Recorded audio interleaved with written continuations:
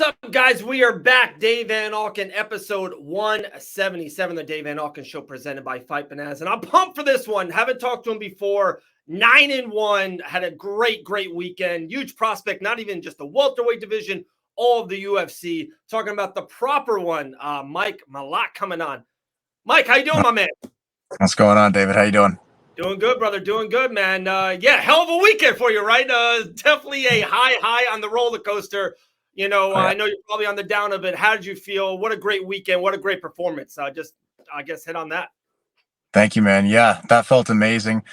I mean, you can't really feel any better than getting in there, fist fight in a cage, getting hit one time, landing a bunch of hard strikes and getting the takedown, getting the choke, plus getting my first performance of the night bonus. Man, you can't beat that. Yeah. A little extra $50K, never a bad thing for sure. I was just going to kind of have 8 other things, but you just said something I definitely want to jump into right away. So if your body feels great, are you one of those guys, hey, dude, let me get a short notice. Let me get back into it. Let me get something in 2-3 weeks. The UFC's got an event literally every weekend, one of the best marches in the history of their promotion. Or are you the type of guy, hey, I did my thing. I want to get off this treadmill a little bit, kind of, enjoy life and then get back into it. What kind of are you? I definitely want to stay active. But okay. I'm not jumping at the first short notice fight I can get. I think right now I've earned camps. I got in on Contender with a first round finish, debut with a first round finish, and this fight first round finish. I think that kind of earns you some notice to prepare for fights. I don't feel like I'm in a spot where I need to take short notice fights. However, I would like to stay active. I'm aiming for June. July would be great. August at latest, because I want to get 3 in this year. I started this camp with coming right off a grappling competition for Fury Grappling. I won that one against another UFC vet, Trevin Giles. Beat him, and then jumped straight into training camp. So I was preparing for that for a while, and then straight into this one. So I've been ordered by the coaches to take. I was ordered to take 2 weeks off. It's not happening. I said I'd take 1 week off, but I'm in the car right now because I'm heading to the gym. I love it, man. Obviously, I want to do this and I want to train, but I just need to look, at this point, I want to train, I want to get better, and there's stuff running through my head that I want to play with. Sure. But also, I just feel like I'm a naturally hyperactive person, man. I feel like I'm not going to sleep tonight if I don't get something physical in. So if any of my coaches see this, I'm sorry. I said I would take some time off, but I need to move around, and it's for my own benefit that I'm going to go move around a little bit. I'm not going to spar or grapple live or anything. I'm just going to go maybe grab a hold of somebody or hit a bag or something.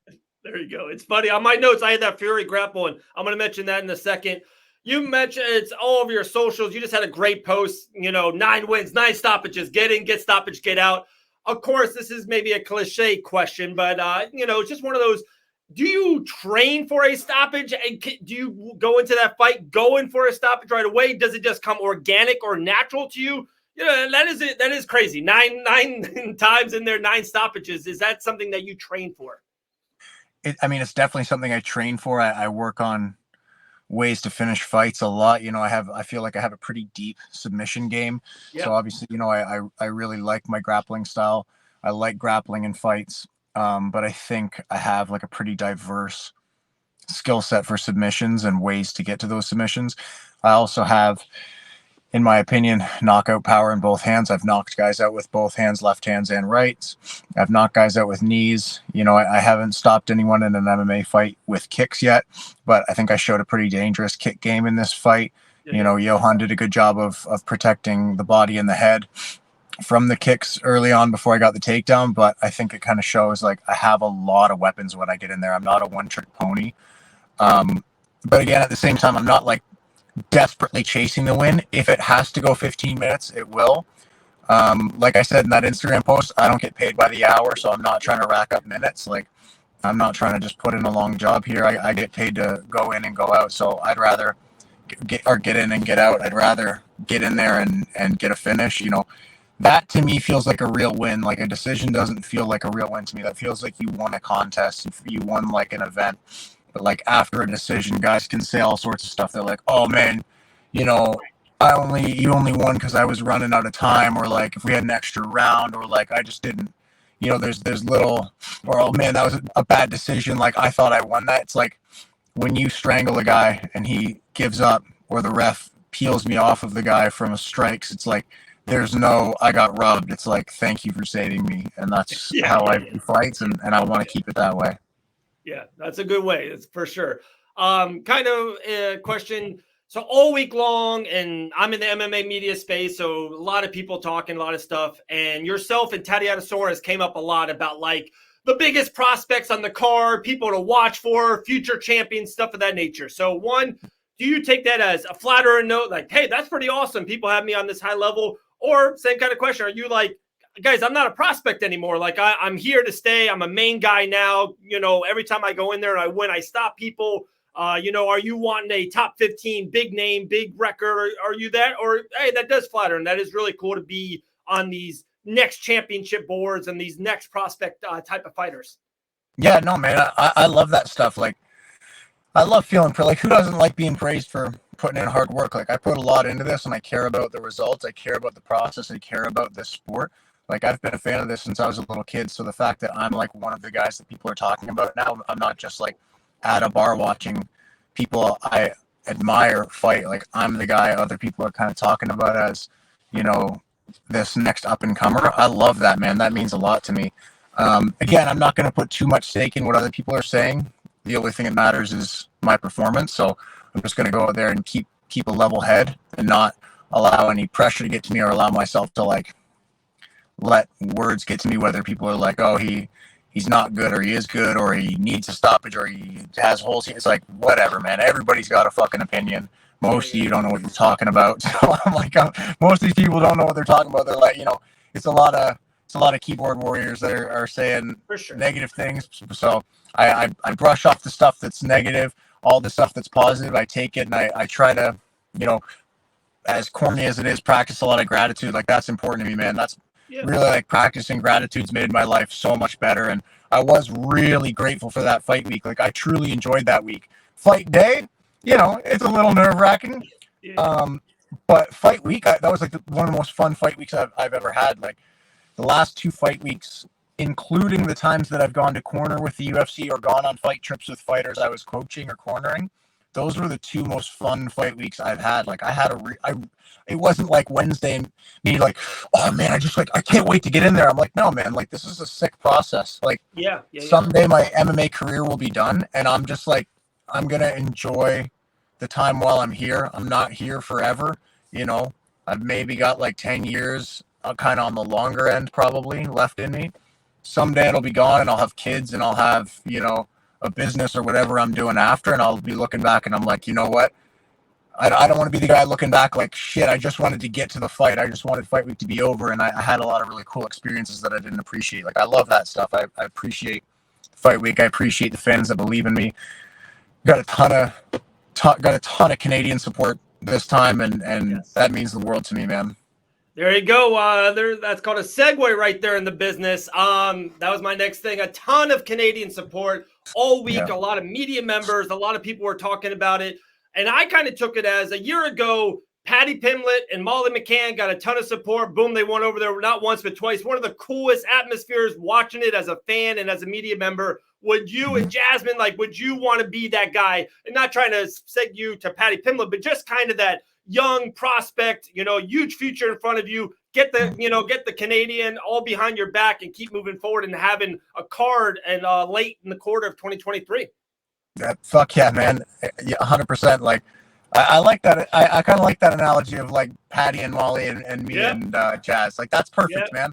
I love that. I think you put a card in Canada, you put a person across from either one of us, me and Jazz, in the cage in Canada. I think the crowd's going to go wild. I think we're going to rise to the occasion. I think we're going to smash whoever's in front of us. I'm looking for more stoppages. I have no intentions on becoming a decision guy. Like, if it goes the distance and someone's able to survive against me, then cool. I most important thing's winning, but the stoppage is just behind that in order of priority for me. So, yeah, I love the Canadian support. We've got UFC Canada was giving me a ton of love this week, and You know, I don't read the comments too much, but I get people sending me stuff and seeing a lot of love from Canada. It feels good to be able to show strong Canadian MMA, show that there's talent coming from this country, and it's not just me. It's like we have this in us. Like we have the potential for stars to be coming up. Like I train in between Niagara, Burlington, Hamilton area, and there are some killers in the Golden Horseshoe between Niagara and Toronto. There are some absolute killers coming up. Give it 3 to 5 years, and we have, I think, 12 guys in the UFC right now. We're going to have 20, 30 guys in the UFC. Like there's some serious talent coming up, and I want to like lead the charge, you know? That's awesome. Kind of another Canadian question coming up, but something you said I definitely wanted to kind of bring it back to you about is not even about the comments, right? And you know, not trying to blow smoke up your butt. And that was the first time I was talking. Really appreciate your time, by the way, Mike. It was so positive and supportive for you, like just massively from fans, from people in the business, from even fighters. I talked to multiple fighters that day, and they're like, to be honest, I would rather not have Mike on my side of the bracket, if that makes sense. I talked to a couple of UFC welterweights, and they're like, hey, if we meet each other for the title, it is what it is, but I don't want to fight him now. You know what I mean? How does that feel to have like almost universal kind of love, support, and kind of respect? A lot of people are kind of praising your name right now, my man. I love it, man. I'm grateful for it. Cool. I appreciate the praise and the respect. Like, I'm not a guy who wants to be in MMA. I would like to be a star, but I don't want to be like Conor McGregor. I don't want to be like a regular celebrity. Like I want to be able to walk down the street and not have people, not get swarmed. Like I want to be able to do normal stuff. I think once you hit a certain level of celebrity, you can't get back. You don't realize what you had and lost until it's gone, and it's something that I don't take for granted, and I appreciate a certain level of anonymity. However, within the sport, within MMA, gaining respect from a sport that I respect and from athletes that I respect and a culture that I respect means the world to me. Like I was just some 13-year-old kid, 12-year-old kid in Canada who fell in love with this sport, and I was like, dude, maybe someday someone will say I'm good at this. Like, how amazing would that be to have respect from people who I've looked up to, like, and be accepted by this community. Like that means the world to me. So getting respect from other fighters is cool. Going to the UFC event and having the staff appreciate that I'm there and welcome me and give me big hugs and tell me they're proud of me and stuff, dude. I love that. Awesome, brother. Awesome, man. Cannot wait for your future for sure. All right, last thing for you, something we love doing here at Fight Bananas. We love doing Mount Rushmores. So yourself, it just makes sense to let's have a all-time MMA Canadian Mount Rushmore. We probably know who your George Washington is. There's definitely a guy that's going to be there for sure. But name me who's the top four. Who are the top four all-time MMA Canadian fighters? Okay, so I think the first two are probably pretty obvious, and I think everybody probably has these as their first two. GSP, number one. He's the Canadian GOAT. He might be just the straight-up GOAT, greatest of all time MMA fighter. Love the guy. Right behind him, obviously, Roy McDonald, absolute killer. Never got the belt, but was about as close to getting the belt as you can be without ever winning it. In the UFC, Bellator champ, guy's a killer. Behind him, you got to give it to the first Canadian UFC champion that nobody seems to know, Carlos Newton, man. That guy. Right. Okay. Yeah, you've got to give him respect, man. He led the way for a lot of us, beat Pat Miletich, who was an absolute killer. I think was undefeated before he met Carlos Newton, and then kind of got robbed, losing his belt. That like iconic, weird loss to Matt Hughes where they both were unconscious. Yeah, running around the cage, right? Yeah, he's like, you had Matt Hughes in a super tight triangle. Matt Hughes picks him up, brings him against the cage. Carlos Newton kind of hangs on for a second, then rests against the cage and squeezes. Matt Hughes goes unconscious, and when he goes unconscious, Carlos Newton gets slammed and hits his head on the cage, and they're both just napping for like 2 seconds, and the ref's like, what do I do? He's peeling them off, and then Matt Hughes kind of wakes up and just starts celebrating. Yeah. And has denied that he ever went out, but like, dude, we all saw that. So, yeah, GSP, Rory McDonald, And Mike, Carlos no, Newton. just to interrupt real quick. Imagine if the ref would have gave Newton that win, or kind of would have got to him a second. That changes his career. Like, to get that win against Matt Hughes, who kind of became one of the welterweight goats. Like, that's crazy to think about it in a weird way. That is wild. It is. Like, that was a very very big change, right? And then number 4 for me, I was a huge fan of him growing up. David the Crow Loiseau. I loved watching David Loiseau. Nice. UFC 53, I think it was, when he spinning back kicked Charles McCarthy in the body. Absolute thing of beauty. Fought Rich Franklin to a decision for the world title. Vicious clinch game, vicious elbows, solid striking, big, strong guy, well-spoken, polite. I like him. So GSP, Rory McDonald, Carlos Newton, David the Crow Loiseau would be like my top 4. That's a good one. That's a good one. He's actually I did forget about him. I'm going to be brutally honest. I forgot about him.